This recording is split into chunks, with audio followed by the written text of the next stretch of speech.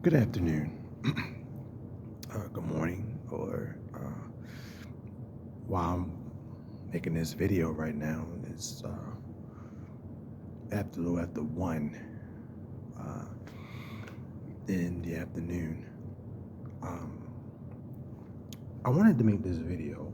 Uh, some things that uh, during this week has um, been on my mind, and I felt as though um, I would come on here and say some words. If you're watching this video um, and you don't know me, uh, my friends know me as friends and family uh, know me as Eddie. I am the youngest of uh, 5 children, 4 sisters. I guess you probably wondering like, wow, like 4 sisters, like how in the world could you possibly have made it? And I guess I would say that this has been a journey, a sweet journey. Um, I'm grateful uh, for my family that's been supportive, that's stuck with me along the way. Um, haven't always been the best brother or the best son or the best uncle or what have you. But I do my best, or the best grandson. You know,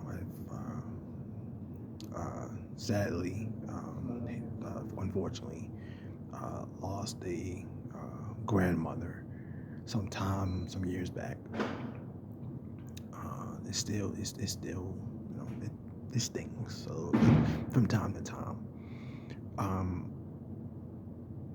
and I want to emphasize some things around her passing that I haven't really said to anyone um, since what happened to her. Um, but I guess I'll say that later on. But coming back to what I was saying, what I was bringing to your uh, attention, um, it's been a journey. Some things that uh, growing up didn't understand, um, still in a way don't 100% quite understand why. Only God knows why. Um, I can't complain. I can't really. After everything that I face on a day-to-day basis, I'm grateful. I'm blessed. And it's powerful. How I'm starting to see how God works. It's always said that God works in mysterious ways. Especially this week. Um, Probably for the last 2 weeks, I will probably say. Yeah. Oh, yeah, yeah. Oh, yeah. About 2 weeks. Um, Maybe longer than that. There have been signs of telling me to do something. And there was, especially this week, um, it hit me like a ton of bricks.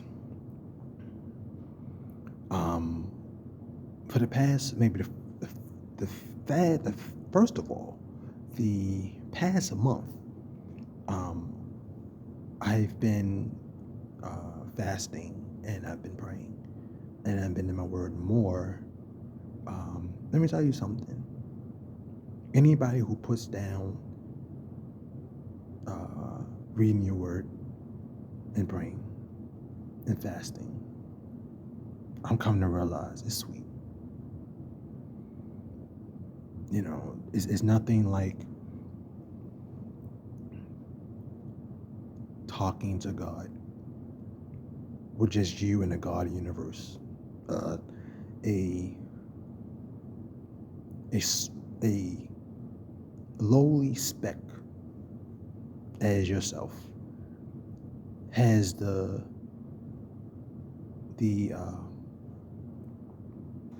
has the privilege to go before a God of the universe. You feel so small compared to a God that created the world, the universe, the stars, the moon, the sun. You feel so small compared to a God that's great. And I come to realize, and especially uh, from my pastor, who happens to be my father, has always, from birth, he's never changed. He's always been the same. And the same thing that he's been telling me, I'm just now starting to realize that it's one thing to hear from a person who's experienced it themselves, but it's another thing entirely to have experience and have that revelation. It's mind-boggling. It is. This past month has really been uh, really an eye-opener to me. It really has. And it's funny because I have some shortcomings, and I'm not even going to front, come on here and pretend like, oh, I'm perfect. I'm not. I'm not. I have shortcomings. You can uh, drive a big rig truck between me and perfection. You know, and the more that I read my word, if people can come on and make videos of them shaking that behind, I don't know if it's bad because I might say ass. Excuse my language, by the way, and make videos of stupidity. Why can't I come on here and say something uplifting and encouraging? People might, right, frankly, I don't care at this point.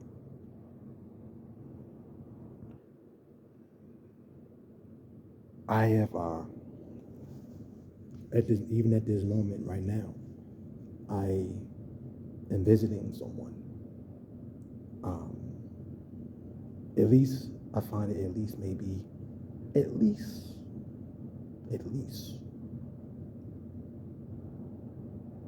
3 Sundays in a month. Well, I have stopped because of the pandemic. We wasn't allowed to visit folks. Um, so I kind of, got sour on that a little bit.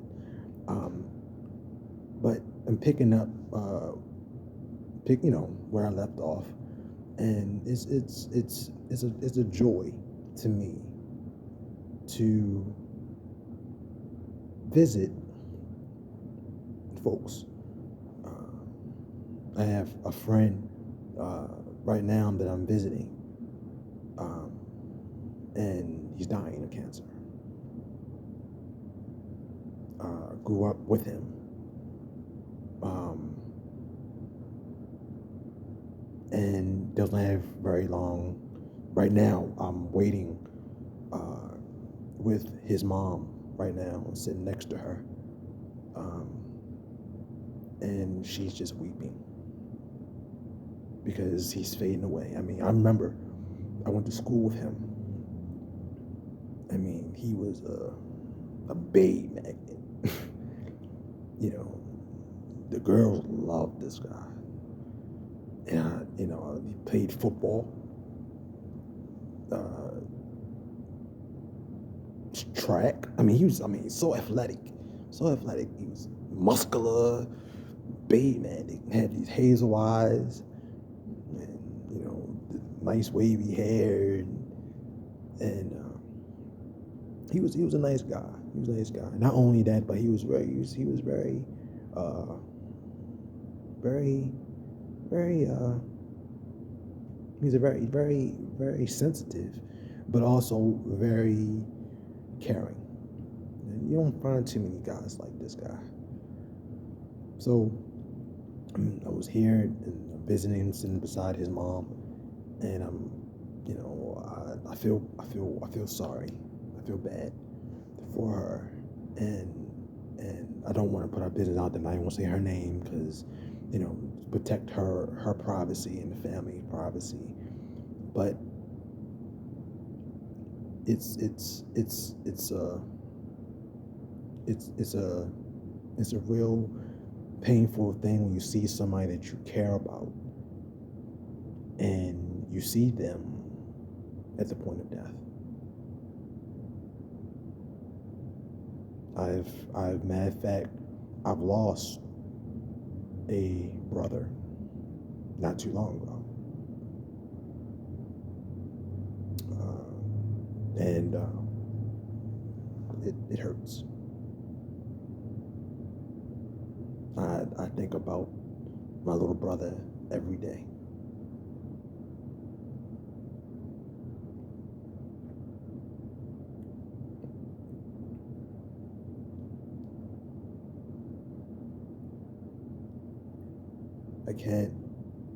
I will never be able to replace, I'm not even gonna front. We didn't have the best relationship. It wasn't like we were inseparable. But the relationship that I had with him, knew him, he wasn't, now, when I say my brother, he wasn't my blood brother. He wasn't, but it's the relationship. You might as well say that he was my brother because my father raised him as though he was my brother, that he was his son. So,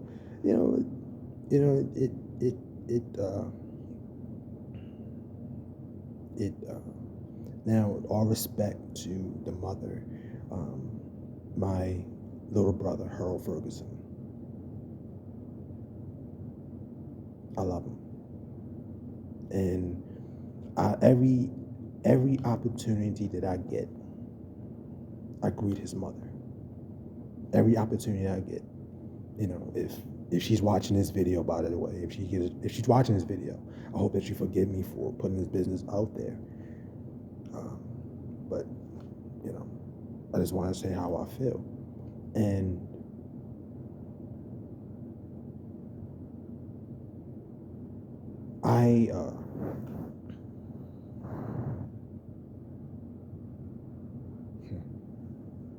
it hurts. I can only imagine if I'm hurting and I'm grieving. This Thanksgiving, I wept. I cried. I cried because this is the first year without him. If I'm grieving, I can only imagine how she feels.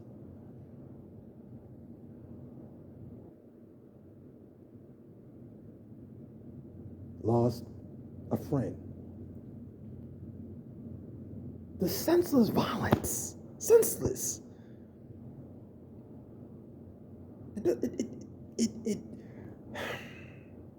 It doesn't, in my mind, it doesn't make sense. I went to her mother. I went to his mother. And speaking again, Josiah. once again, didn't have the best relationship. But there's memories there. It wasn't like he's my best friend. I'm not even gonna come up here in front. I'm not even gonna pretend like, oh, I was the closest with these people. I'm not. But there's a relationship with every last person. Not to mention my godmother just buried her granddaughter, Candace.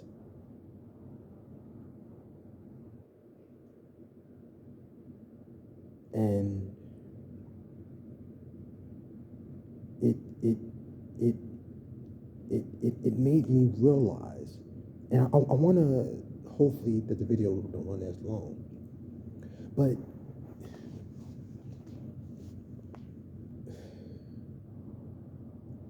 for the longest time,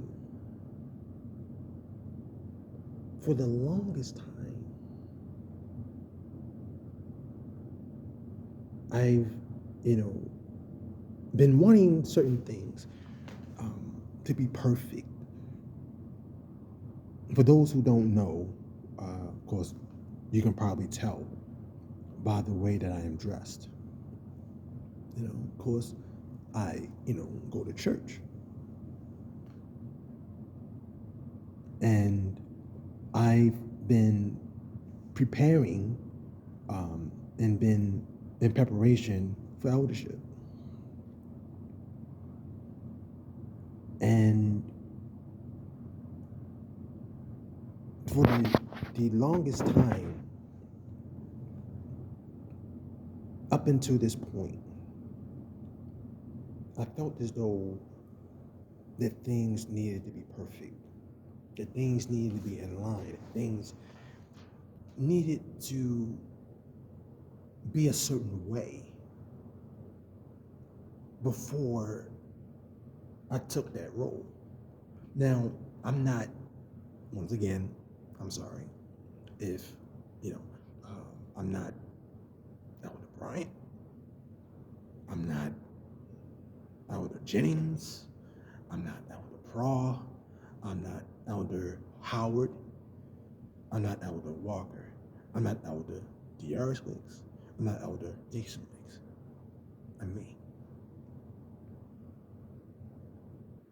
And I've always took anything in ministry serious. I never thought, and I don't know about anybody else, but I don't play with God. I don't play with who He is. You don't play with God. You don't play with fire, because you will get burned. I've seen it. And to you people, I'm letting you know now, to you people that go to church and do what you want to do, the Bible will say, neither hot nor you're cold, because you're lukewarm, you make me sick. You people that, even elders, even preachers, pastors, whoever you are, stop playing with God. Stop going to church and acting one way, and then leave the doors and then do another thing. Stop it. It's foolishness. Doesn't make any sense. I've learned a long time ago, don't play with God. One of the things that's going on in our society, our country now, our world, is that God has turned His back on us. It's not that certain things, you gotta understand, if God is sovereign, God is in control. If God is in control, that means He has say over everything that happens.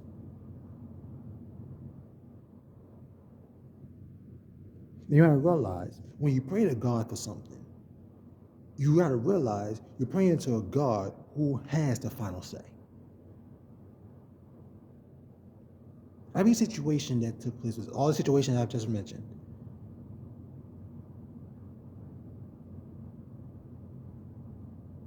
God allowed it.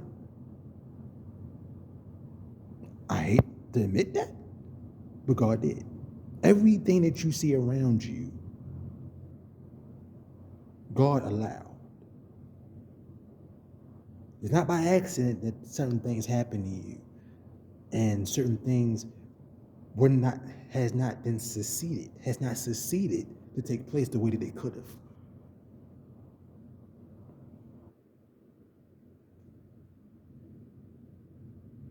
Food for thought. Stop thinking that is the drug dealer. Let's just like, oh, the city. Let's get it out the way. I want to say this. Let's get this out the way.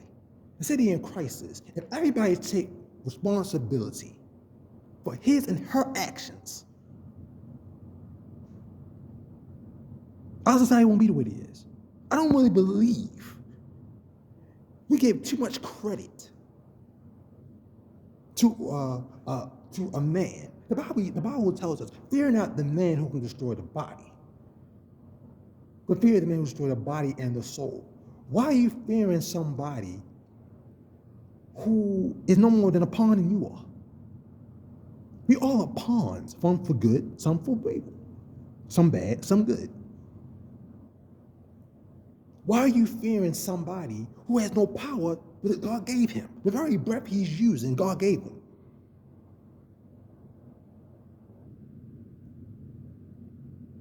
So next time you think about that, as a matter of fact, lately, more than ever, I've been studying civil rights. And more, I respect these men, Malcolm X and Martin Luther King. And the courage that they had. You're talking about a time of civil rights, segregation. You're talking about hoses, dogs sicked on them, wasn't able to sit on the back of a bus. Yeah, think of these things. Because of these people, we're able to have freedom. We're able to sit in the back of the bus and act stupid with our girlfriend, text on the phone, act stupid, play out loud music, not realizing that 50 years ago, we couldn't even sit in the back of a bus. We couldn't even sit anywhere we want. We had to sit in the back of the bus. But somebody gave their life so you can sit anywhere you want, that you can go everywhere you please. And one of the words that Malcolm X said back in 1963, he says, the chicken's coming home to roost.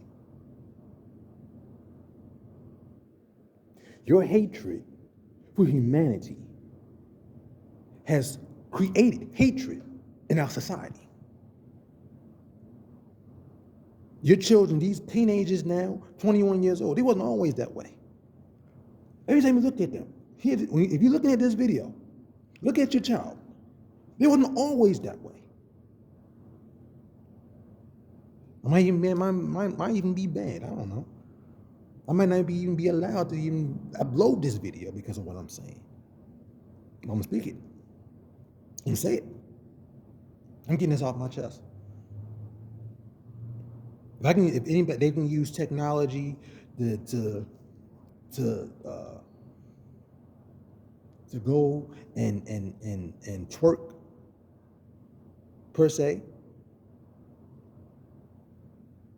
I can make this video and speak my mind. Because somebody probably need to hear this. And Malcolm X said these words. He says, it's the chickens come home to roost. He was saying that the hate that the white man has put on our people, has that very same spirit has come back into one of his own. He wasn't speaking against JFK. He was speaking of the conditions of the society that we were in.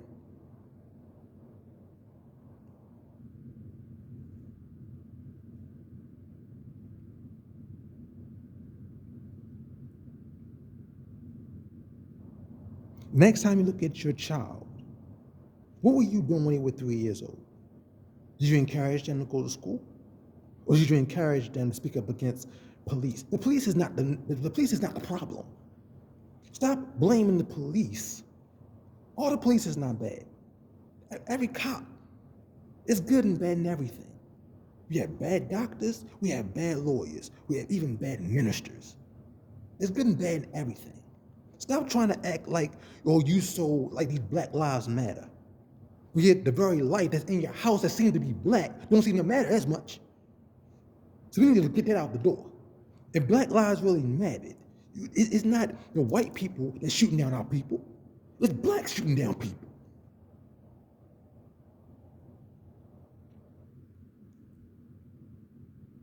We're using that term so we can act stupid. Every community I go, when I see Koreans, I see Dominicans, see Dominican Republic, see Spanish people in my community. If Black Lives Matter, why isn't a black man in my community fixing up my community? I think this is an embarrassment. It's an embarrassment to see a different ethnicity in my block. But yet Black Lives Matter. Now people in the very church I go to, people that my father has raised, break into our church, have a nerve to break in our church. Now realize they're not white. Have the audacity to break in our church, steal money. Now realize they're not white. These are black Negroes, excuse me, black niggas, who felt they're big and bad to break in our church. People that I grew up with.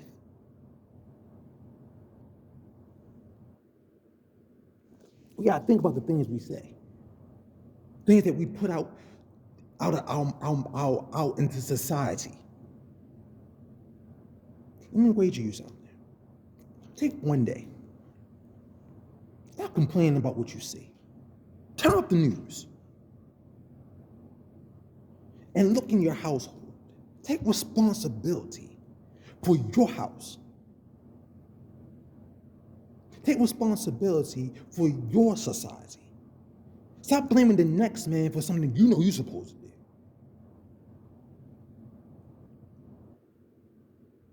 And maybe, just maybe, for one day, don't complain about what you see on the news. Don't complain about the drug dealer. Don't complain because he's not even the problem. You are. Because it's a saying, it takes a village to raise a child.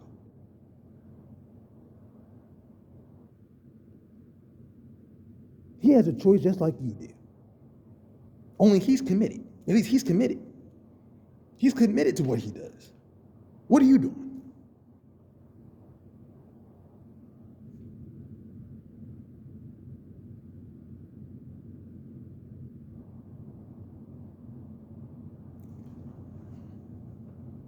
Food for thought.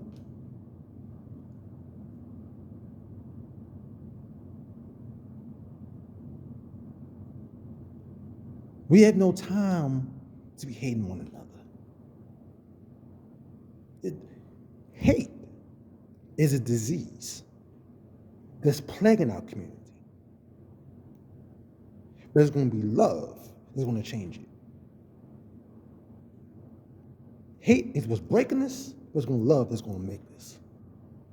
Think about that. Every night or every morning that you see your children leave out the house, hug them. Even if they bring in your house down and causing chaos in your home.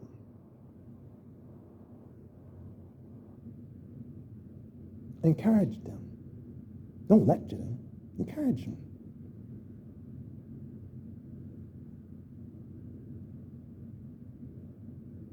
They need love too.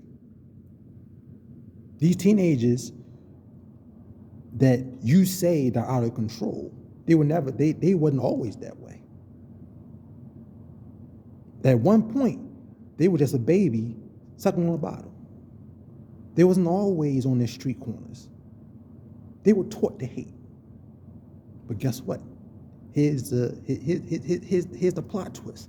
Really get this. Really get this. This is the plot twist. They can be taught to love. The very way that you taught them to hate somebody and The city that you say in the crisis wasn't always that way. But if everybody would take responsibility for his and her own household, see, you gotta say to yourself, I can't change my community, but I can change me. I can't break the pestilence, the disease that's plaguing my country. But I can change my household. I get my household right. You see? I might can't change my world, but I can change me.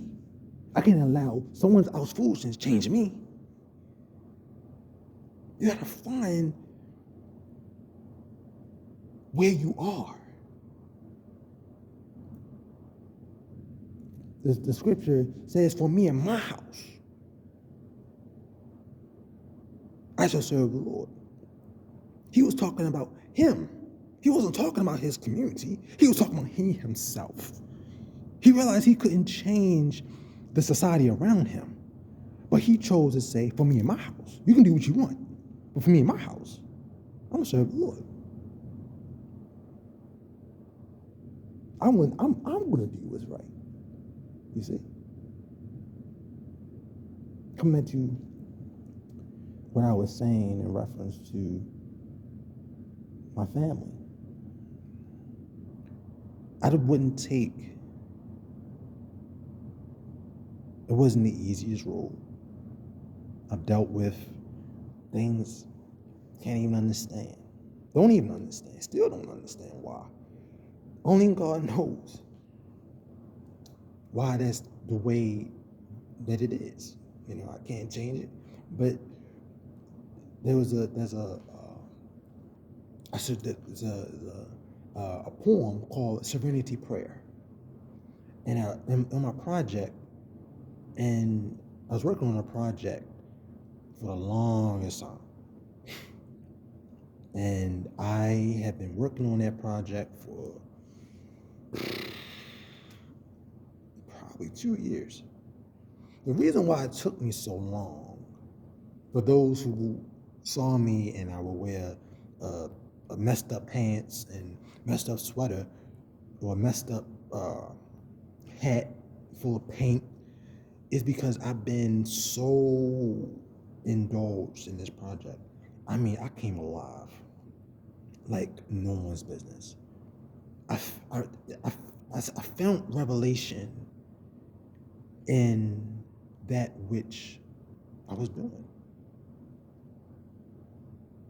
I found pleasure. For you people that I realize that you gotta do what you gotta do to pay the bills.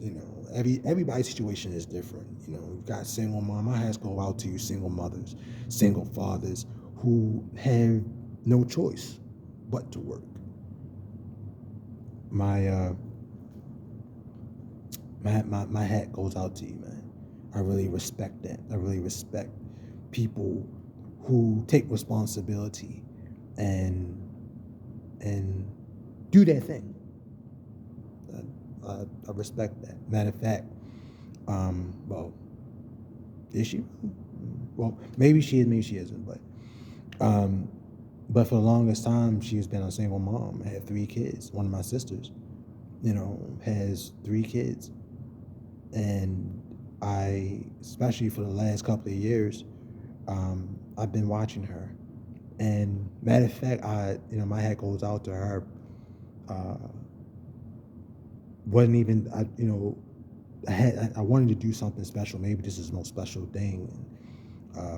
My youngest sister, Jo,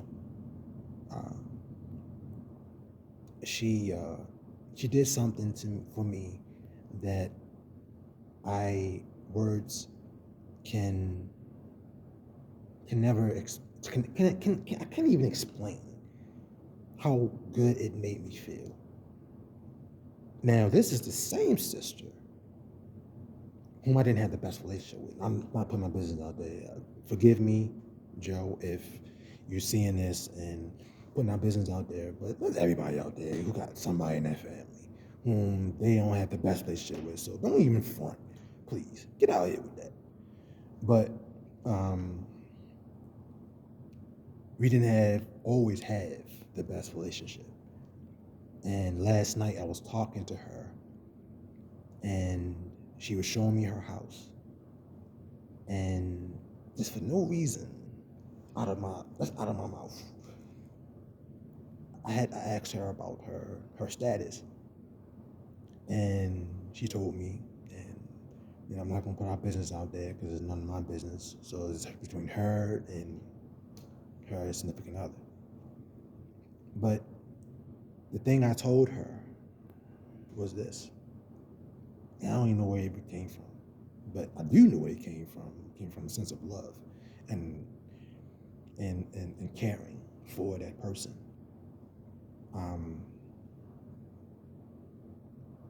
I told her, I said, I hope he treats you right. Because you deserve a man who will love you for you. You shouldn't have to change for him. You shouldn't have to walk backwards just to put a smile on their face. They will accept you for who you are. For the Bible defines love as does not rejoice in the wrong, but rejoice in the right. It does not insist upon its own way. Love endures all things, cherishes all things. But look at this. Love never fails. And you deserve a man who's going to love you for you. You don't need to put on no front. If you got to change who you are, I'm not talking to her now. I'm talking to everybody who's watching this. If you got to change who you are for the person that whom you claim to love and who claim to love you, show them the door. You shouldn't have to change who you are to get the affection of some worthless person. You got to tell yourself, I'm worth more than this. God made me, and there's somebody who would deserve me. Stop chasing somebody who don't want you. I told myself years ago,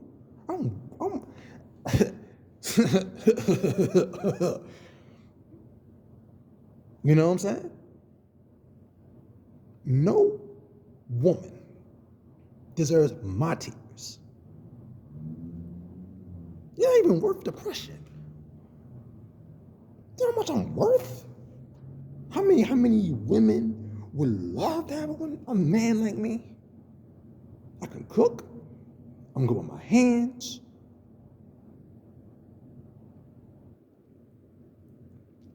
I look out for my family. I come from good stock. Look at my father. You can tell where I will be in 20 years. If you want to know if a man is worth anything, look at his family. Look at his values. Don't look at that car. Look, because that's temporal. But love is eternal. Don't look at that Rolls Royce he's driving. Don't look at that BMW he's driving. Don't look at those $100 bills going out of his pocket. Those temporal things. But what does he do for you afterwards? Does he open the door for you? Does he get you flowers? Does he treat you the way you deserve to be treated? Same thing goes for men. Does the woman you see, don't go by those now I'm a guy. Don't even get me wrong. I'm not even gonna front. I'm not even gonna front. If I see a woman and just like today, I'm not even gonna front. I saw a woman and she looked attractive. And I looked. I mean, I'm human. I will look. But then I have to put my mindset and remind myself, what can she offer me other than her body? It's not enough that she's attractive. Look at her family. It's not enough that she smells good. Now, don't get me wrong. I love a classy woman. I mean, me myself, I love me a woman like Lena Horne, Jasmine Guy, that light skin, hazel eyes, long hair. Woo! Like Lena Horne, yeah. Jasmine Guy, oh, that elegant beauty. Coretta Scott, that is some elegant beauty. You can't go to a store and find beauty like this. It's in your genes, baby. But what does she offer other than that? That's the reason why you don't see me in a relationship. Because for anybody those who know me, and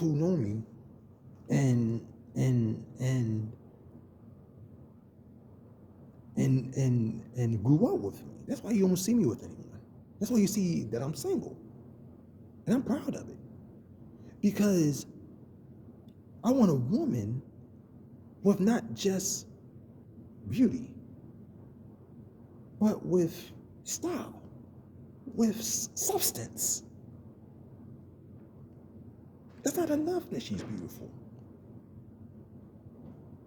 What does she do with her time?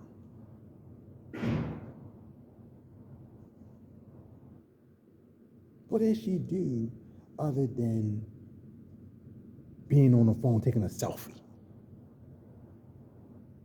What is she doing of it? If all she do during the day is look at it like that, no. Yeah. All she do, because this is a woman that's in self. You want a woman with substance. Same thing with the men. Same thing with the women. I'm sorry.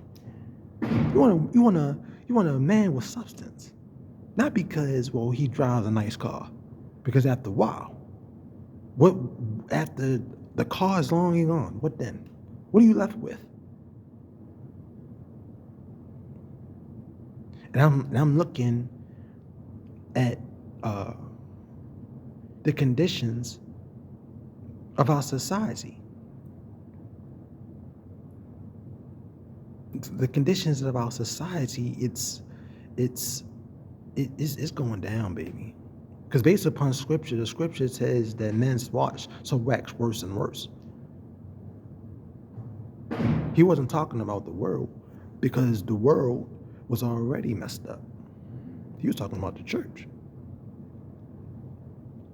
Judgment shall first begin at the house of God. If you look at the church, if you go drive within, just go in your community. Is that church open? Is that pastor still have his doors open for the people to come in? But I see stadiums open. I see restaurants open. But the church is closed. That's a bad message. That's a bad message.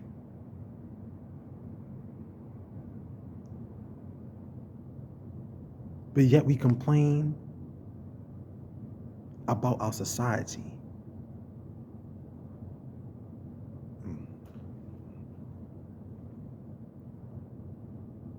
I'm just now realizing, come to realization, that I can't change everybody. I can't change you, but I can change me. I have the power not to allow you to change me.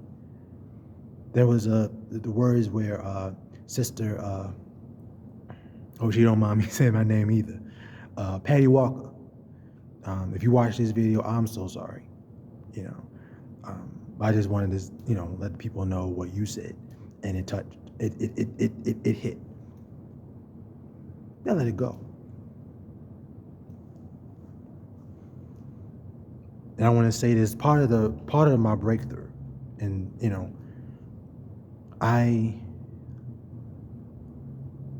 in the type of ministry in which I grew up in, it's very rare. I'm gonna let you know, it's very rare. Um, the type of father, once again, admonish him, um, respect him for the man that he is. Not a lot of men will do what he did. I mean, I've seen a lot. I've seen a whole lot um, when it came to him. I've seen him threatened. I've seen his window of his vehicle broken into. The very people that he's helped will cuss him out. I mean, oh my goodness. I remember one particular time. Matter of fact, we was on McCullough Street. And I remember I was 10 years old. And I was sitting in a chair. And we had a house ministry at the time. And we was in this, people would say, an abandoned house. Had army blankets for curtains.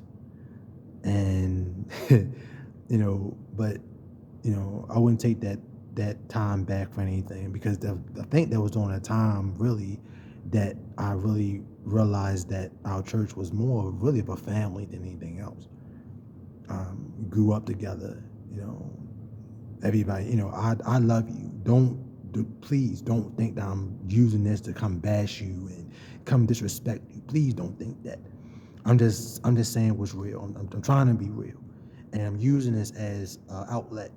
I'm becoming on here more, and saying what's on my mind, respectfully, without disrespecting anyone. And I grew every last one of you. I love every last one of you. Derek, Howard, Neil.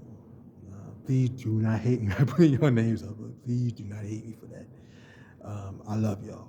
I do. Y'all my brothers. Y'all my sisters. I'm telling you. But my relationship with you was unique. I will tell you that. But coming back to what I was saying, there's one particular story. I was sitting in a chair, and one of the men that my father has kind of took under his wing, and I remember he was coming in, and he was walking down the aisle, and he was kind of, with his jacket, and putting his jacket like this and acting all, and had the audacity right in front of everybody, and walking on the pulpit, and right in front of them, and was starting to fuss him out, and said, "Can we go in there and can we talk?" And he says, "Sure." Now, the average man would say, "You got something to say to me? Yeah, let's go outside and handle it." But he says, but this is how unique he is. He says, "Sure." Goes in the next room. Goes into the next room. And the next thing I hear, all this, like, it sounds like glass. And come to find out that he tried to hit him and hit the glass. Half his meat of his hand was on the glass. And to my left of my eye, I can see my mother going to the aid of her husband. And my mother was getting ready to fight. I mean, if any of you who know me, who knows my mother, she loves her man. I will tell you that. I remember another situation. This is how unique these people are. And I have to say something about these people. These are how unique these two people are. I have to give them their props. I have to give my parents their props. I have to. And my father, once again, doing what he does best, looking out for the people. and he's burying one of their loved ones. Their family acts stupid. Bunch of niggers.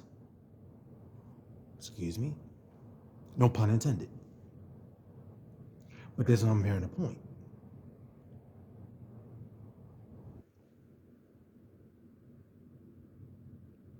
My mother, his wife, is on the burial with her husband.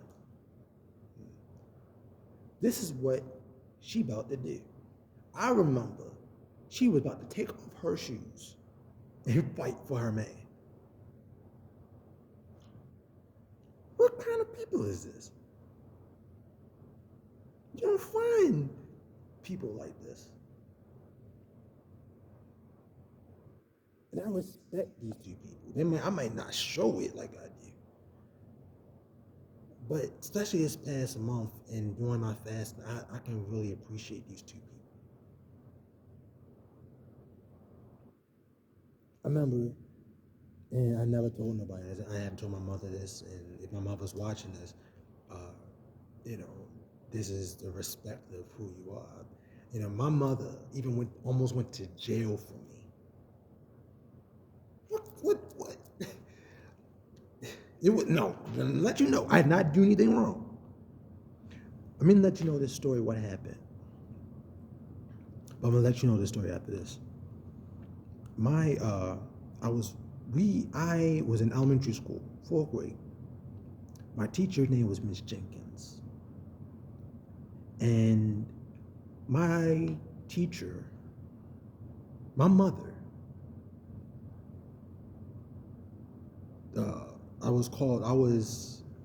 I don't know if they still have that term today, where they say ARD. I don't know the term they give for kids that are not as bright. I'm not even ashamed to say it. You know, that during that time I was not the best student, especially in math. But long story short, you know, I'm going to be long-winded today, but there's a lot that I needed to say. And my father was there too, but kind of bringing a detail into more about my mom. And I remember there was Lockman Bundy, and I remember there was this floor, the 3rd floor. No one even knew about. No one knew. No student. Only I'm quite sure the teachers knew. I'm not even sure the teachers knew, to be honest with you. And I was even told that I was the only person in that whole school who knew, other than the teachers, that there was a floor that existed. And on that 3rd floor, I remember there was a room. And in that room, there was 3 directors from Baltimore City. And to my left was my father, and to my right was my mom. And for whatever reason, Miss Jenkins wasn't there, but my mom was. My mom was there to intercede on the head of her son.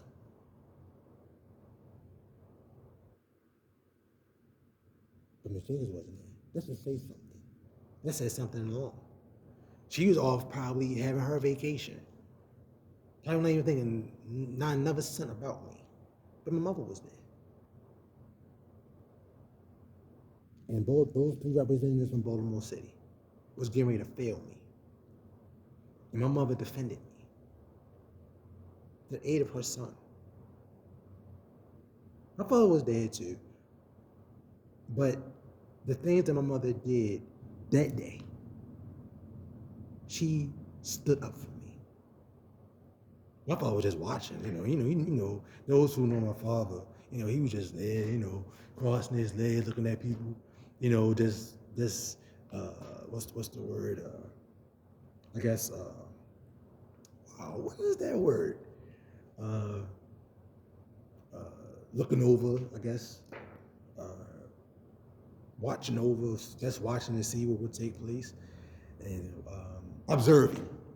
That's the word. Observing. And he was just observing the whole scene, and he just, I guess, with his, demeanor. But going back to my mom, and my mom was just watching. She was just watching, and just talking to them with such vigor, with such confidence. And because of that, they passed me to next grade. But I don't think my mom ever knew this. I don't think nobody knew this, really. I kept it to myself all these years. I left Little Lockman Bunny. And the whole way home, to the corner of my eye, I'm looking at her with the corner of my eye, and just looking at her with amazement. And at 9 years old, something says to me at 9 years old, a conviction. This is the kind of woman you want. At 9 years old. I'm not trying to pretend like I'm something big. I'm not saying that God told me this. I'm saying from conviction. At 9 years old, 10 years old. And ever since then, I've been on the look for another Mary Jane Gaines. Ever since then, I've been scoping. Haven't found her yet. Not to say that she'd be just like my mom, but the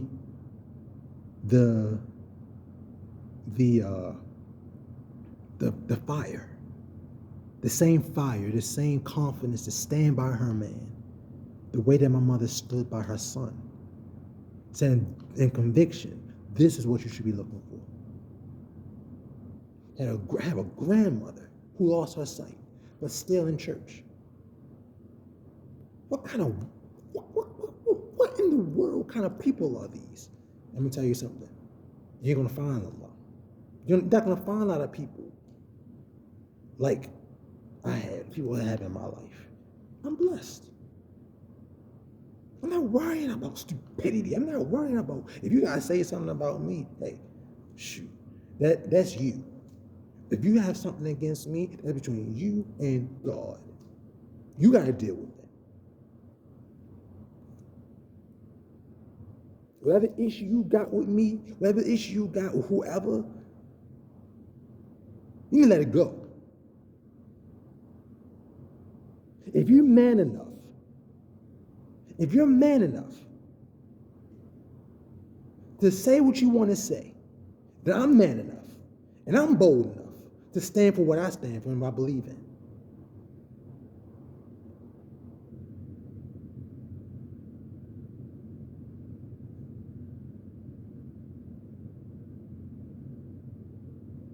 And with confidence. I'm blessed. If you're thinking that your pings and your puns and whatever you want to say out your mouth is bothering me, you got another thing coming, Jack. Because what you're doing, you're just reminding me of my blessing.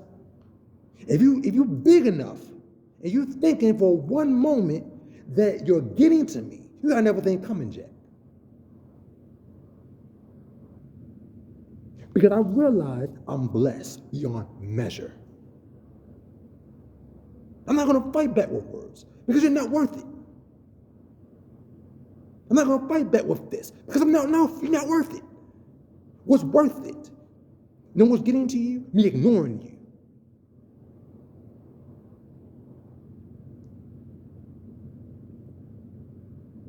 That's what I'll enjoy. I'm enjoying the fact I'm getting to you by ignoring you. You're not even worth it. And I'm hoping that you're mad when you see this.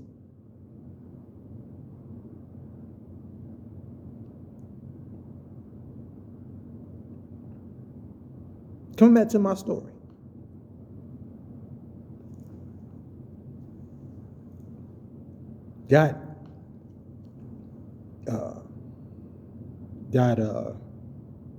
Now I'm in the 7th grade. And I'm in middle school, of course. And once again, another situation. I'm in the 7th grade, and there is a teacher, and once again, I'm in ARD. I'm not ashamed of it. Once again, I'm telling you, I'm not ashamed to say this. I'm not ashamed of it. I'm telling you again.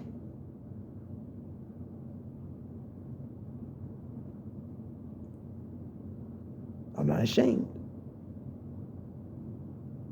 Because every experience I've experienced down from a child has made me become the man I am today. I'm not even going to regret every situation that happened, any situation that happened from then until today, because that made me the man I am now.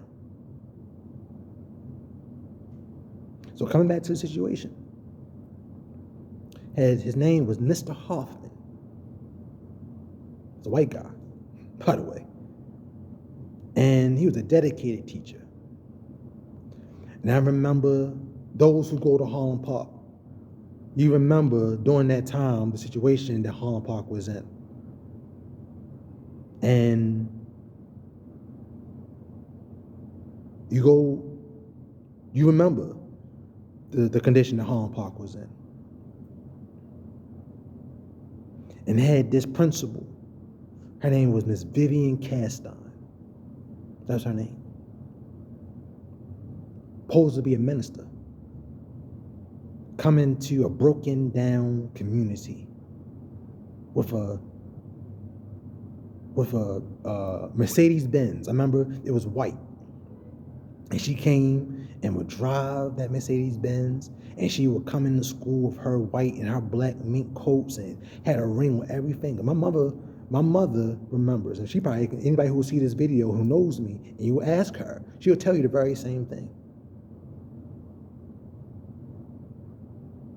That she had rings for every finger. But this is the plot thing, the plot thickens. She was a minister. Ain't that something? Coming in a black community, had a nerve to come with mink coats. The school couldn't even barely afford air conditioning. But had a nerve to come into our community. She wasn't even from the city. Word had it that she was from the county. I think she was from Philadelphia. I'm not sure. Had a nerve to come into our community.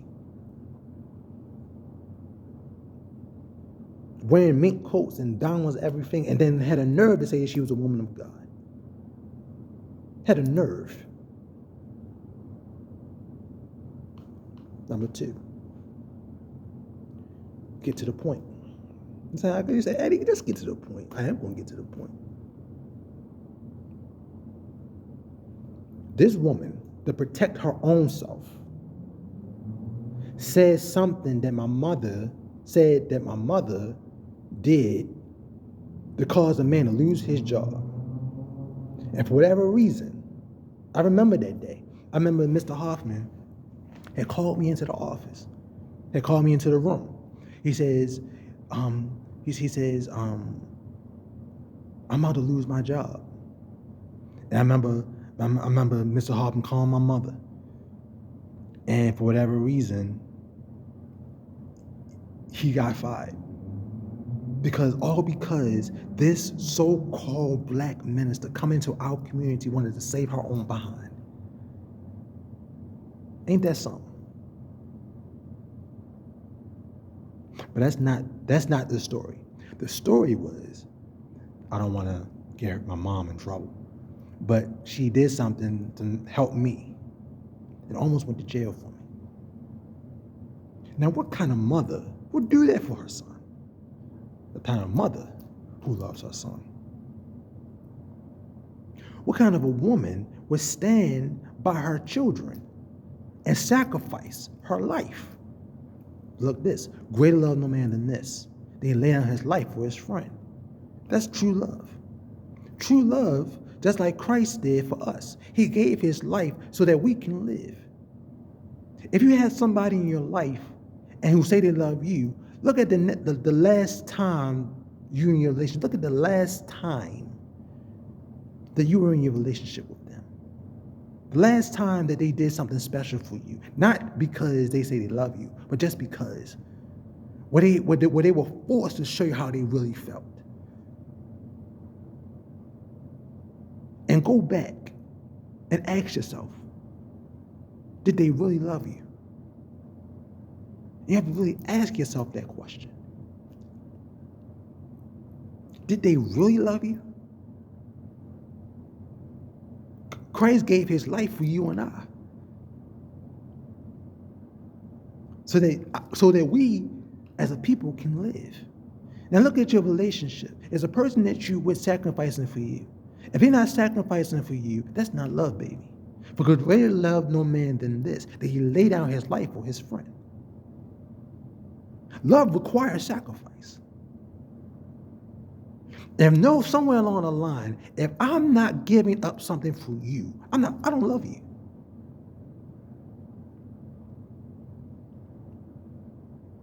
Very few people get that. You'll be surprised how very few people get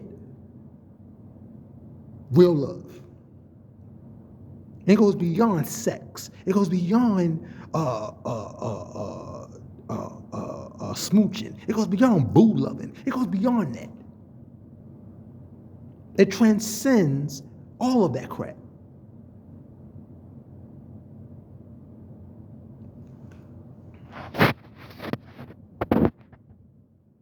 You have to ask yourself one question.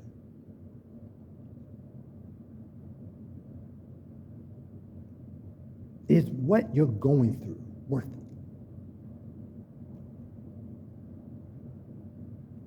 Is what you so-called, now understand, I get it. I have an issue. I had issues. It seems as though it's mellowing down. That's all because of my fasting and prayer, and that's one of the things, the revelations I was telling you about. That one of the things in which I've come to the conclusion is the problem was me. I even tried to look in the Bible and find issues about people that were doing me wrong. But guess what? I found the more I tried to find something wrong with somebody else, the more I found something wrong with me. The next time that somebody do you wrong, do good unto all men, but especially household of faith.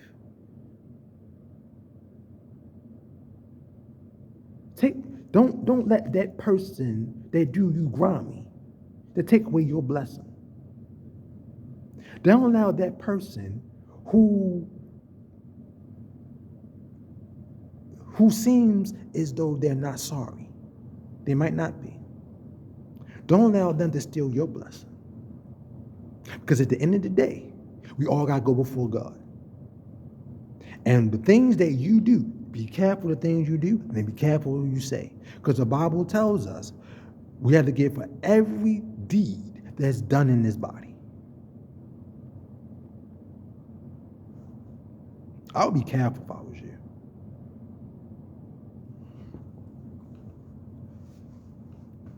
I will watch what I do. Matter of fact, not too long ago, a friend of mine just lost his father.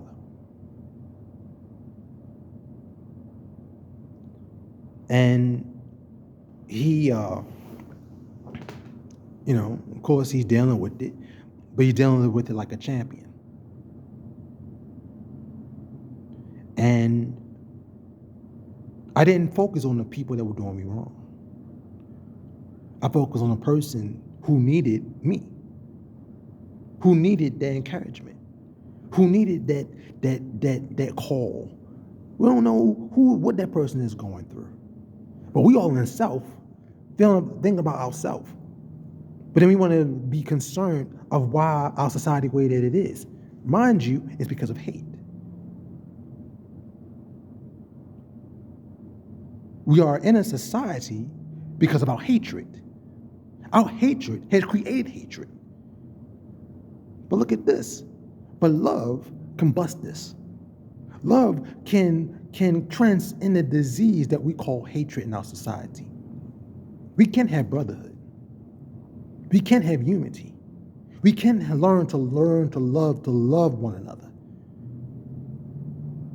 We can do that. But it's going to take us to change. You can't expect somebody to change unless you change too. You got to change with it. There was a plaque that I had years ago. It's if you change your thought, you change your world. It starts with you. Before you decide you want to judge somebody else for what they do, first of all, take a mile in their shoes for one. Take 1 mile in that person's shoes. Before you learn to judge them, take a 1 mile in their shoes and see why they are the way they are. Stop trying to go by what you see and go by faith. Maybe that person is going through something. Maybe that person needs love. Maybe that person needs affection. Maybe that person needs a hug. Who knows? Stop acting so sedate like you're the only person that's going through something. All the violence is because we can't learn to love one another. If you learn to love one another and have compassion for the brother who sits next to you, and stop trying to judge him for his own faults. No, you got faults of your own. It's just it hasn't been brought out of the closet yet. I got people in my church who've done things. And I watched them grow up. They didn't make the best decisions. But it's not my job to judge them. Because I don't know what they're going through. Because there's going to be a time when I make a decision that's not the best of decisions. See, I think about that. The next time you want to judge somebody, think of the next time you mess up. Before you even dare to judge somebody for their own shortcomings, look at yourself. Look at your own problems. Do you want to smile and say, oh, no, they ain't happening to me. Guess again. That might not happen, but something else just around the corner waiting for you.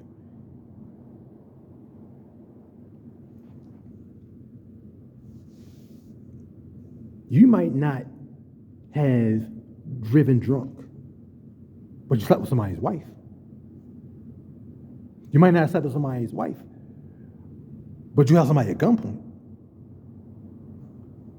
Nobody is faultless. Before you dare judge somebody, take a good look at yourself. I was able, besides all of the talk, everything, I was able to go on behalf of my brother who needed a brother. Because the next time it might be me. I might need that encouragement because I might be the next. I might be the next person burying my father. And I might need that encouragement. You see what I'm saying? Life doesn't just stop. It keeps going. It's going to keep going long before I'm off the scene. Long after I'm off the scene. It's going to keep going. So why am I going to hold on to things of this world and this life? Realizing that after I'm dead and gone, and it will happen, it's reality. I'm learning that. It's reality.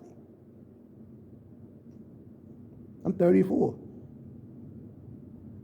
Next 20 years, I'll be what, 50, 54? Can you imagine? I couldn't even imagine being 34. But amen. Only by the grace of God. So we gotta learn to love one another. You know, some time ago, I'm gonna say this because I'm definitely going off. I just wanted to just have a couple of minutes, but so much I just needed to say it, just get off my chest. I'm glad I'm saying it because maybe you'll understand me more better now than you had before. And you understand what I stand for. I don't stand for no crap. You go by the way that I dress. And matter of fact, my mother And my parents, my family bought me a hoodie, and I said I can't wear that. I can't wear that on the street. I can't. I'm not going to wear this. And they said, why, Eddie? I said because I don't stand for it. I'm not going to. The Bible says, come on from among them. Be ye transformed in the renewal of your mind, that Christ may dwell in your hearts by faith, being rooted and grounded in love.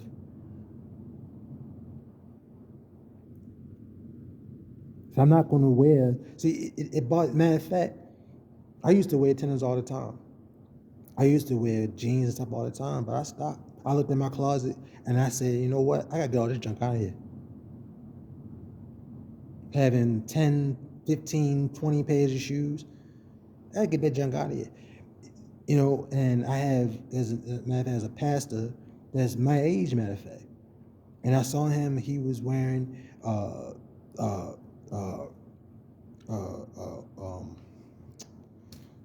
forgot what you call the type of jacket that it was, a bomber jacket. And his hair, the part in his hair, and his hair was all spiky. And I said, I wouldn't even know you were a pastor, brother.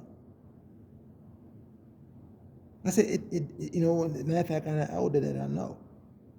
And you come to church in jeans and tennis shoes? I can't see how can you be a man of God? And I'm not saying that it's only that because there's many people who's that's as demonic as those who do. So I'm not even going to even front about that even. But how can you be a man of God and dress and do the things of the world? I just don't understand. How can you be a pastor but yet look as though you're a thug? How can you come to church on a Thursday dressed as though you just off the street? Is God worth it? But then, this is the same God we ask, Lord, change our society. But obviously he's not important enough because obviously you come off this, and I'm not saying that, you got to go all the way home after work. But I would think that if God was important enough, isn't he important enough to stop what you're doing? You'll go home and change for a date for somebody who might not want you. How about a God who woke you up this morning? And in my mindset, that's the reason why I stopped wearing tennis shoes. And I wear casual shoes, casual dress shoes. If I'm not wearing casual dress shoes, I'm wearing work boots. Because my mindset is changing. My demeanor is changing. Those who see me, 5 years ago, I wasn't like this. Because it's growth.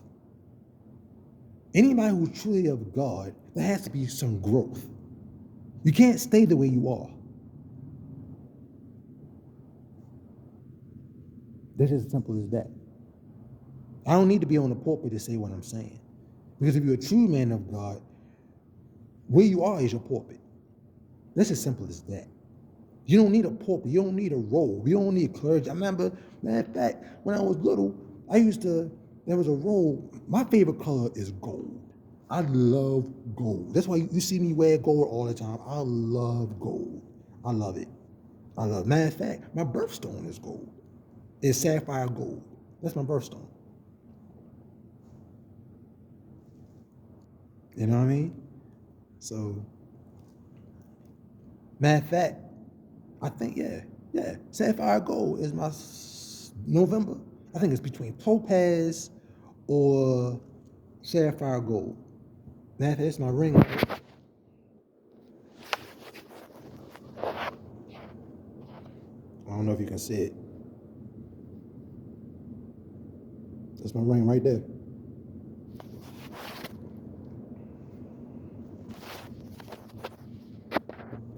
And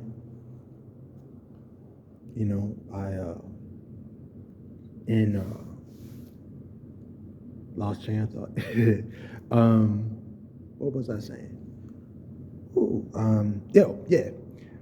Matter of fact, one of my father's robes is gold and black. And I said, man, that's a pretty robe. That's a robe. That's a pretty robe. That gold and black. And I just loved it. But then I said, man, maybe one day, maybe, I don't know. But as time went along, I started to realize that all of that stuff is just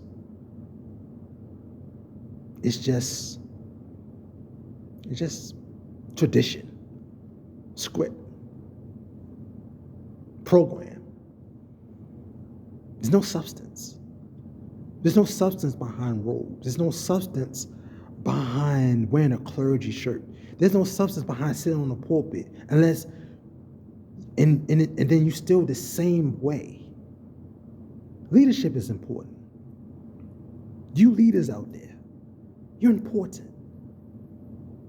You got to realize that you are responsible for those people who come into that church. You are a shepherd to the flock. You are just as important as the pastor of that church. I'm not saying that you are more important than him. I'm not saying that. Please don't go to him and say, and then and send a complaint my way. Please, I'm not saying that. But what I am saying is, if you look at Jeremiah 3:15, the scriptures say, "And I will give you pastors according to my heart, that shall feed you with knowledge and understanding." If you look at the word pastor, it has an S. Pastors. They don't say pastor, which is singular. Pastors, which is plural, meaning more than one. If you're an elder, you're a pastor, you're a shepherd. And God has made you responsible for the people in that ministry. Look at the way that you're carrying yourself. Look at the way that you talk. Look at the way that you walk. Look at the way that you carry yourself. These things are important. It's not enough for you to be on that pulpit every Sunday, every Monday for prayer, every Bible study. It's not enough. Are you living according to the standards that God has given you to do? Has given you. There's a standard all of us must go by. Because guess what? When we die, we got to go before God, us as leaders. We got to go before God. And we got to answer to God on the reason why we didn't do what we needed to do. Stop looking around of what people should do and start doing what you need to do.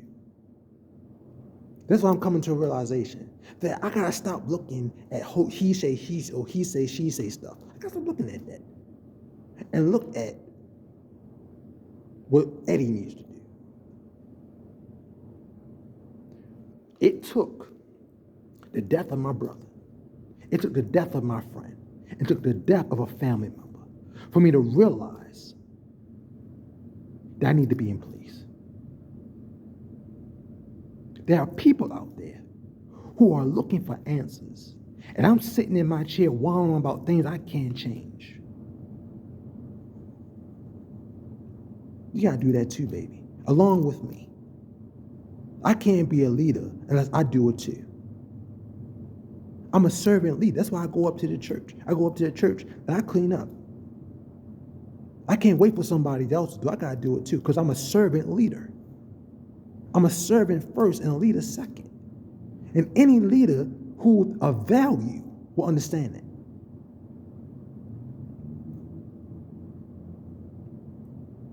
You're not just a leader, but you're a servant leader, meaning that you are a service of more to your people, more than people are to you. God sent you there to serve. Even the scriptures, he that shall be great among you shall be a servant. Christ became poor so he may gain the poor.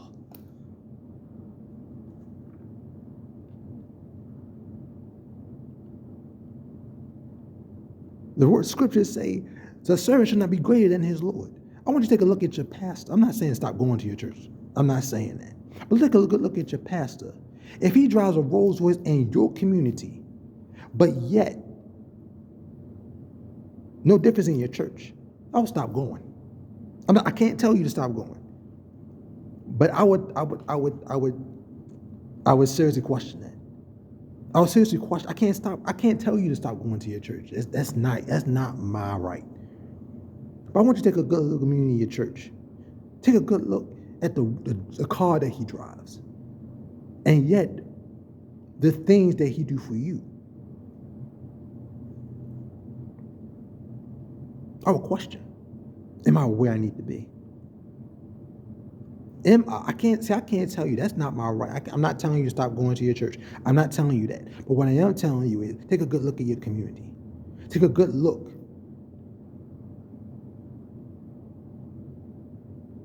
at his service. Because I'm a servant first and a leader second.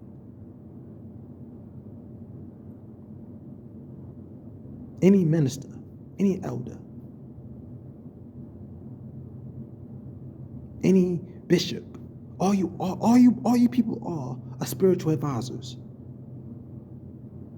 Based upon the scripture says, I will show you the path of righteousness for thy name's sake.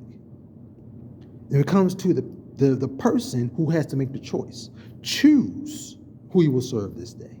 All you are spiritual advisors. Because you can't force people to do what they want to do. They're going to do what they're going to do regardless. All you can do is do what God told you to do. I can't worry about the person sitting next to me. I can't worry about the person standing in front of me. I can't worry about the people standing back of me. All I can do is worry about what God told me to do. Because I'm responsible for myself. When I go for God, God's going to question, why didn't you do what I asked you to do? I don't want to be that person. I don't want to be the person that God looks at you and I'm ashamed of you. I don't want that.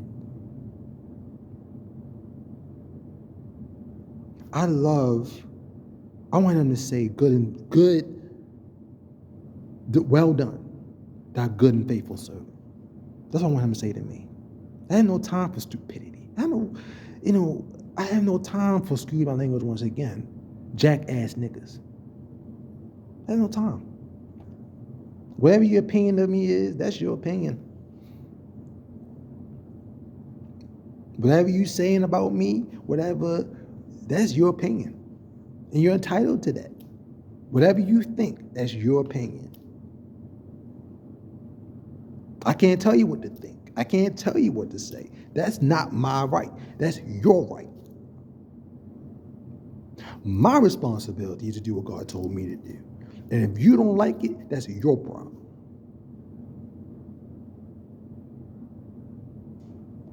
If you don't like what I'm standing for, nobody told you to be where I'm at.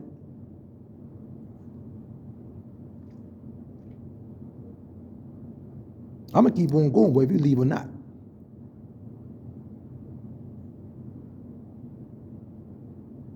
I made up in my mind. I'm going to do what I got to do. If you got a problem with that, I'm not asking you to leave. I'm not telling you that. Please don't go to whoever and say, well, I told you to leave that church. No, I did not tell you that.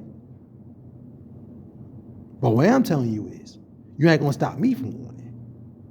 You ain't going to stop me from trying to take care of my family. If you got a problem with that, bye. Because you were never worth it anyway. If you got a problem the way I stand, if you getting disgusted because I'm doing what I know what I'm supposed to do, the hell with you. You ain't worth it. Just because you know what you're supposed to do. You want to hate me because I know what I'm supposed to do. I ain't coming down on you. I'm just speaking it like it is. If you don't like what I stand for, if you don't like the fact that I'm serving my God the way I know I'm supposed to, and I'm being obedient, don't hate on me and be petty. You can do the same thing. You can decide, today I want to do what God say do. You don't even listen to the thing that your pastor telling you to do. Your pastor telling you things, and you want to be hard-headed. One of the reasons why some of the things are happening to you because of your disobedience. It's not because of life is so unfair. God don't like me. No. If you go into the Bible, the Old Testament, when Pharaoh went to Moses, and he told Moses, I want the head of every Hebrew slave. In his mocking God, God turned around and told Moses to tell Pharaoh that every firstborn shall die. And Moses, I want you to go to the door. And I want you to put lamb's blood around the hedge of the door.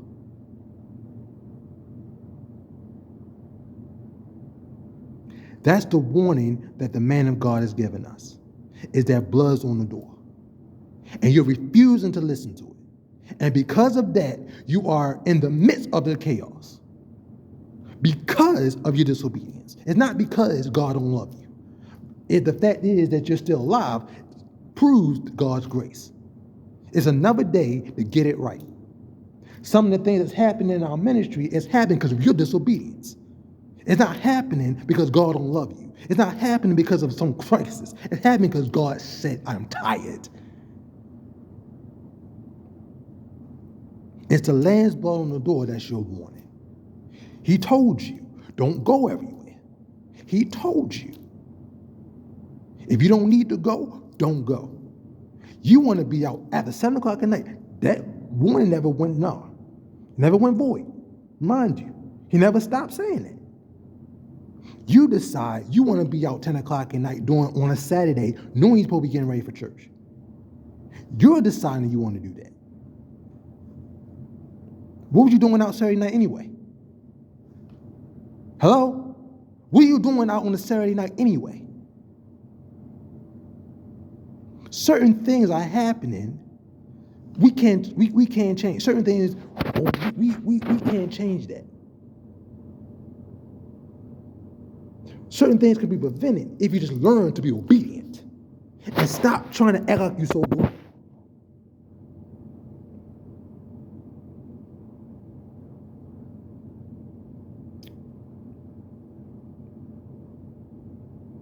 I had to say this because I can't continue. I just can't. My father will be 70 years old in 2 weeks. Got a kink in his knees. Hello? Got a kink in his knees. Got a little gap in his teeth.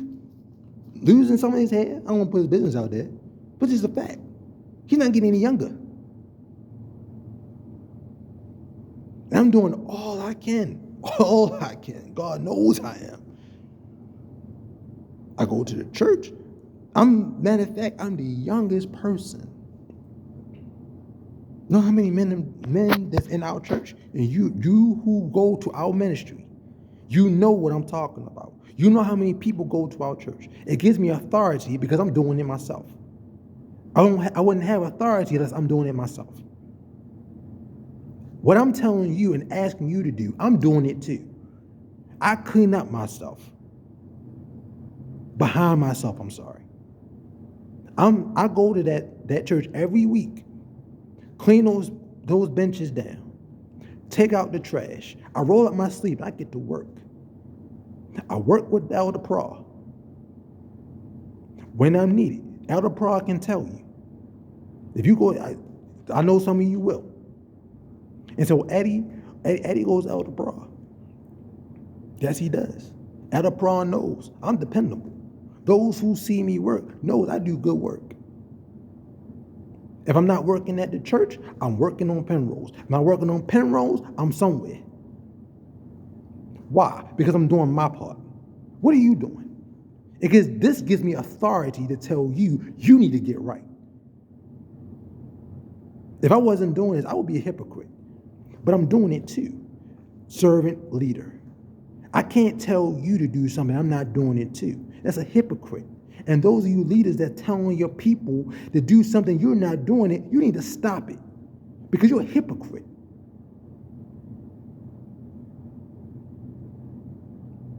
I'm going to stand for something. I want to make a difference in my society. That's the purpose of my business, the Love and Brotherhood Legacy. Because my purpose is I am going to make a difference in my society. I'm going to make a change in my world. And if you don't like it, go to hell. Go to hell. And while you're there, tell the devil to kiss my ass. Excuse my language. No pun intended. Because you're snickering, you're laughing, ain't changing it.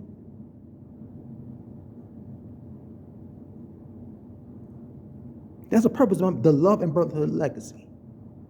I've been, matter of fact, I'm in the process of projects now. I'm doing a project for my mom, which I'm honored to do.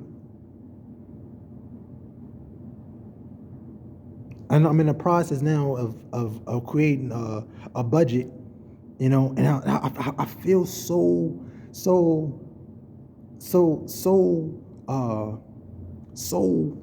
invigorated because my father had belief in me that I can do a job. Do you know how good it feels to have your father have that much belief in you? How much my grandmother gives me money once a month. Don't have lost her sight. She lost her sight. Still come to church like I said earlier. Lost her sight. But she still gives me $20 a month before put towards my truck. What kind of woman is that?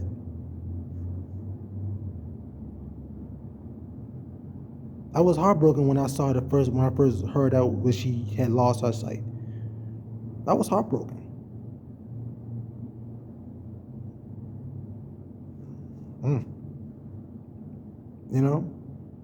But to have these people that have that belief in you, that's pushing you for greatness, there's nothing like it.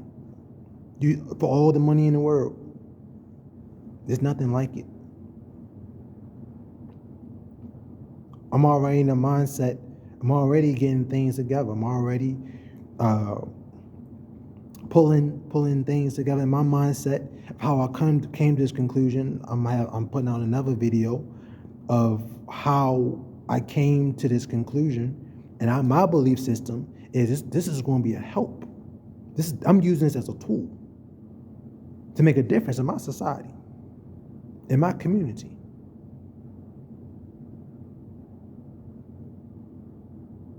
I'm put another video of how I came to the process of why the birth of this business. I'm already in the process of matter of fact, I got a call from he was a carpenter and he wants to work with me. I saw him pictures of things I've been doing, and I take pictures just now, started doing that, and take pictures of things that I do, and I showed him, and he wants to work with me. Got a contractor who has his own business, wants to work with me. Not me work for him, but work as partners. What kind of thing is that?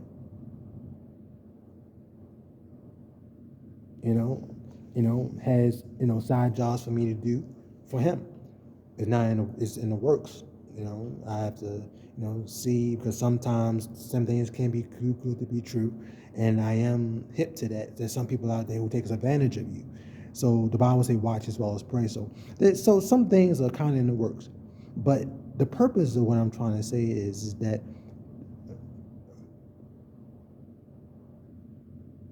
my endeavor is to make a difference in my community. I have no time. If you want to, like I keep saying over and over and over in this video, if you don't like me, that's your problem. That's between you and God. I have no problems with nobody. I have no problems with you, whoever's watching this video. If you're watching the video and I love you, you're not included. A kiss to you, and you know that. But to those who dislike me, and you know that I love, that I know that you dislike me, that's your problem. I have no problem with you. I love you. If you're my enemy, you watching this, I love you. And I hope that God will be with you. I have no time for you. I'll be there for you. I have brothers whom I'm going to admit this, whom I know to have problems with. What hurts me is I've been like a brother to you, like a brother. And you know that I know that you turned your back on me.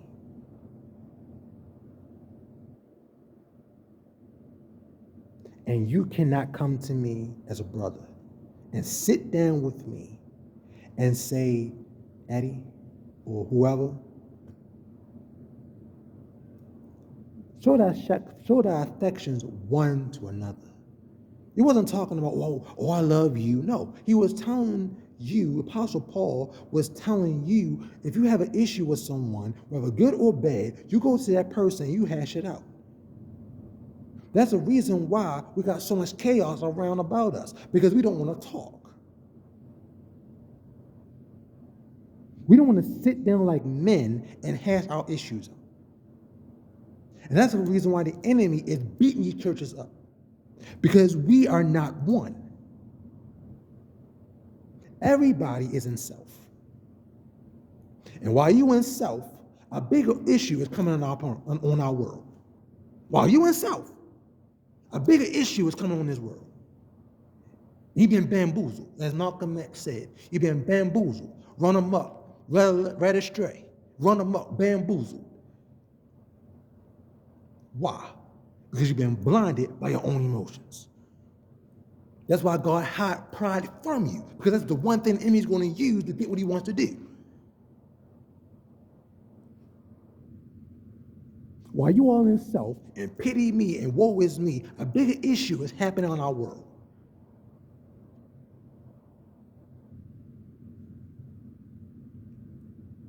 Let me tell you why the devil was so powerful. The devil was so powerful because he's gotten the demons to create to be one.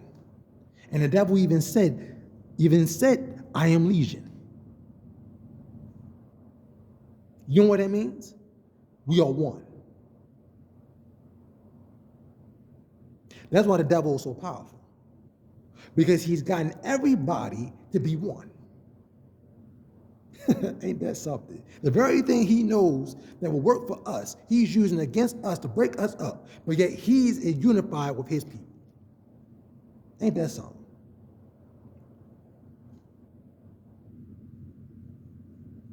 I feel sorry for our people. I feel sorry for our world, because you know what you need to do. You know that you need to get right. You know that you need to grow up. And I'm not saying that it's easy. I deal with anger. I know what it feels like. I know how it feels. You feel frustrated. Your mind is blank. All you see is red. You don't want to hear the other person out. I get it. God knows I do. But guess what? That's self-righteous. Because as long as you're in your feelings and don't want to sit down and talk with that person one-on-one, guess what? You're going to still be in that feeling. You're going to do something you're going to regret later. And the enemy has won. Because he has gotten you to do something you know in the end that you know you shouldn't do, and yet you've done it. Let me see how real it is. That girl's boyfriend, how many people who are of God walk past him? Hello? How many people who are so-called people of God walk past him? Because we want to be upset. How many people the person who pulled the trigger on my brother? I'm not talking about my other brother. I'm talking about the brother whom we buried just a couple months ago. How many people who are of God walk past him? Society, we have abandoned him, and society has raised him. And he's not getting things from us. He don't get it from somewhere. You got to realize that. If you're not going to love your children, they're going to get love from somewhere. And they don't get love the wrong way.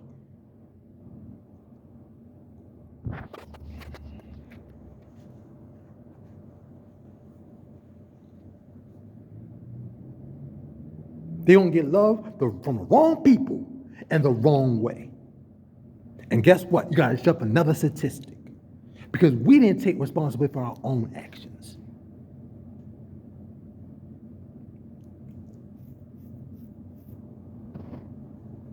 The person that pulled the trigger on my niece, the person who was in her sleeping soundly, and this Negro want to pull a sick person, but guess what? There's another soul.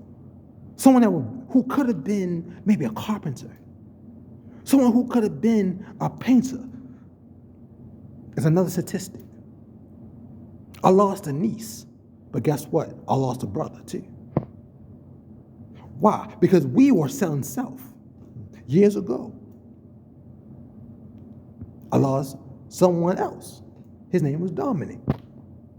I hope my brothers are not mad at me when I mention his name, how he died. But it's just real, it's reality. And I love you, and I hope you're not mad at me for mentioning him. But I grew up with him. I slept with him. I ate with him, man. Those are memories there. I lost people too. But this is the thing.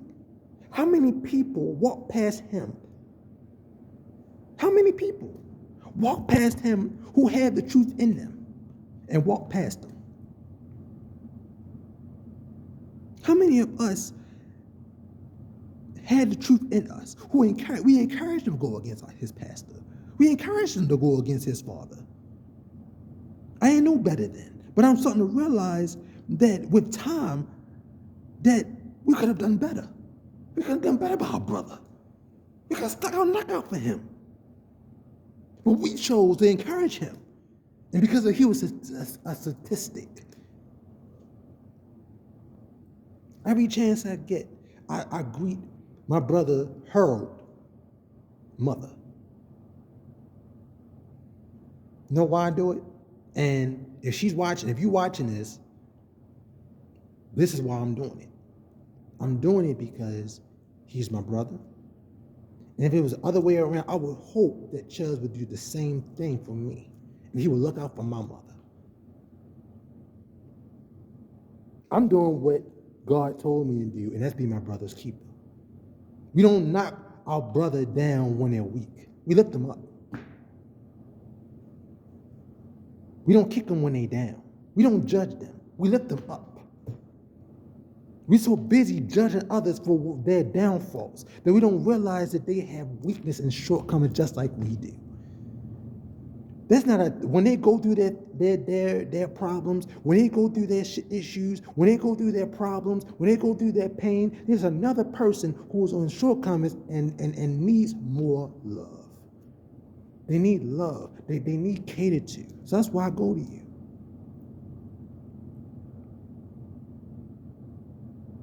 Because my love for my brother, certain sense for my brother for you. In a way, you are my mother. And a son will look out for his mother, just like I would hope that my brother would look out for my mother if it was the other way around. I would hope that he would look out for my mother the way I'm trying to look out for you. You know, I don't even bother you because I think that is phony. They say, I'm praying for you in a time of grief. You don't even know what they're going through because you haven't been there. Stop trying to pretend like, you know what they're going through.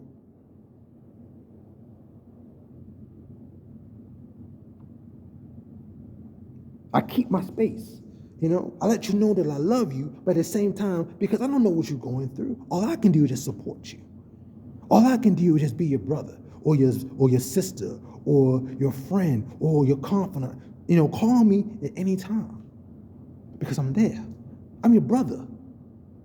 And this is what all of us are supposed to do. We're supposed to be our brother's keeper. If that person is down, We lift them up. We don't kick them when they down. We raise them up because they need us. That's when they need us the most.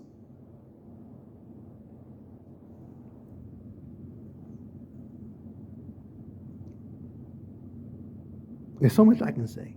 So much.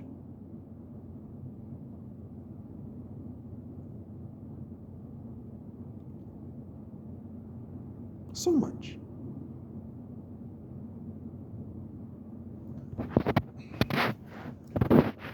There's so much I can say.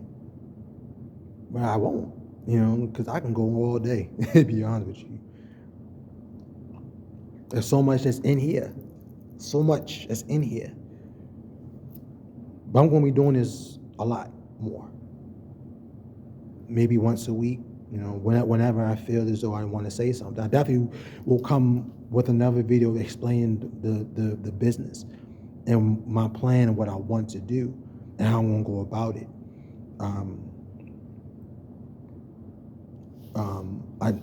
That's definitely my plan or how I'm going to go about it, because I definitely feel in my heart, I feel so convicted in my heart.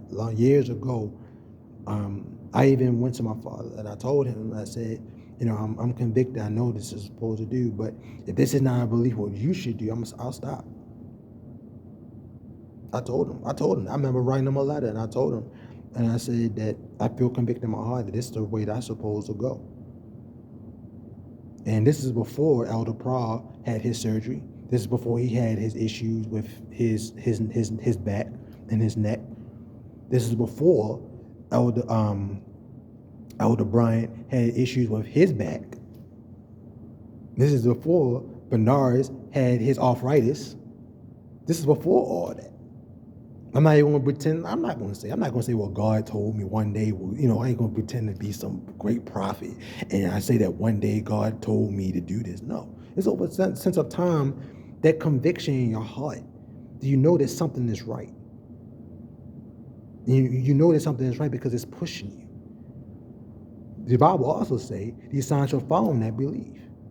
This is way before Elder Pra needed his surgery and he was having issues with his health.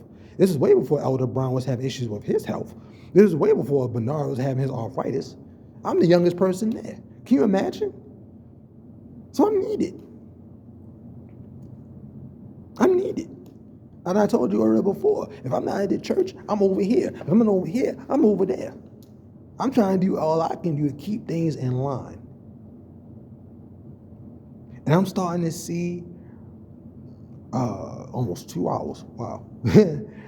I'm starting to see little by little, the person, the mom probably wonder where I am as well. So I have to make this short. I have to kind of bring this to a close. The mother kind of wonder where I am as well. I need to go tend to her. So I need to make this short.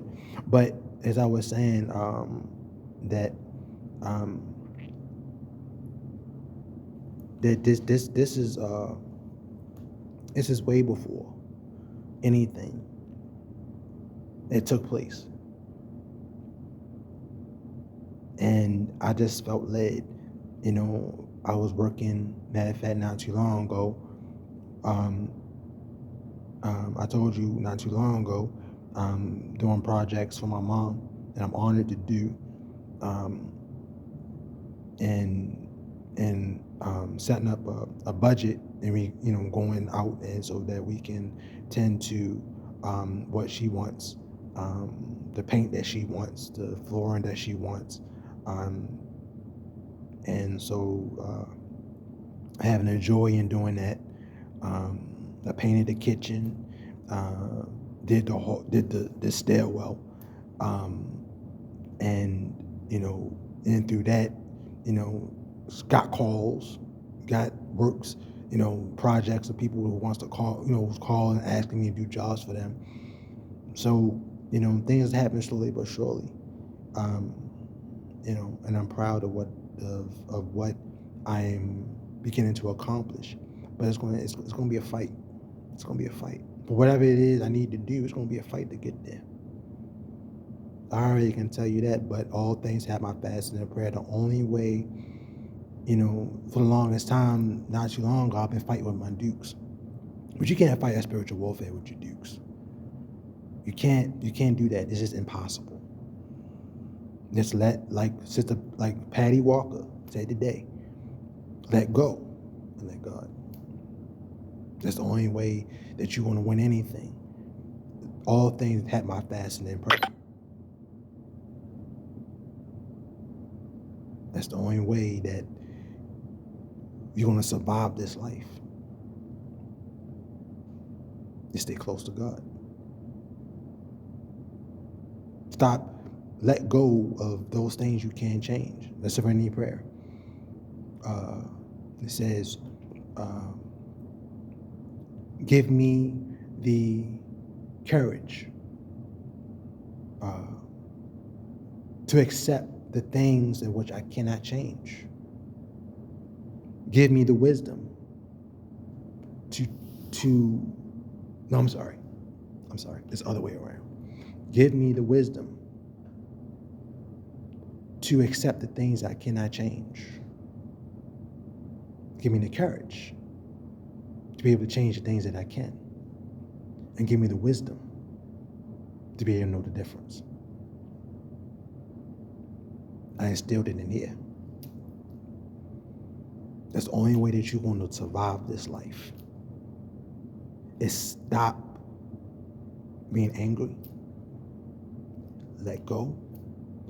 Let God. Be obedient to your pastor. Stay on your knees. Read your word. You'll be okay.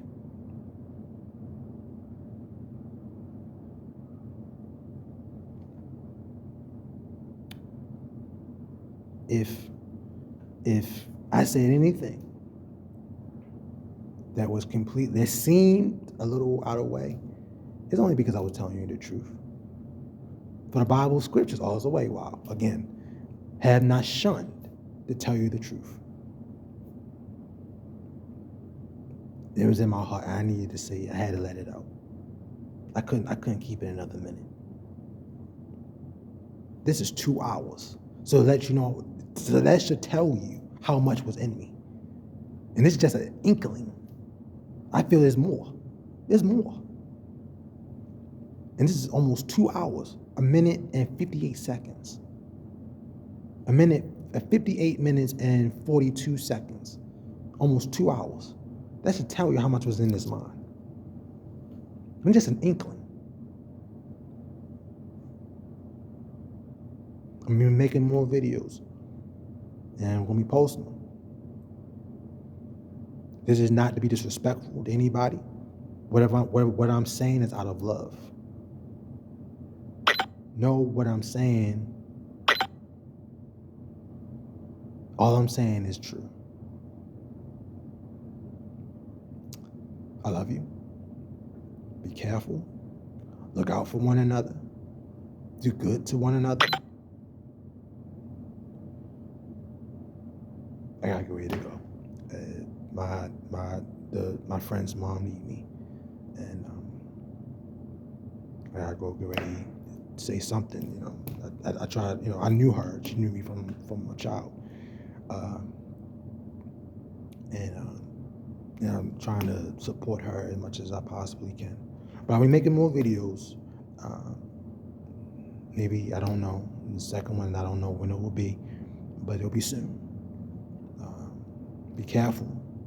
Do good to one another. Look out for one another. Be your brother's keeper. Let go and let God.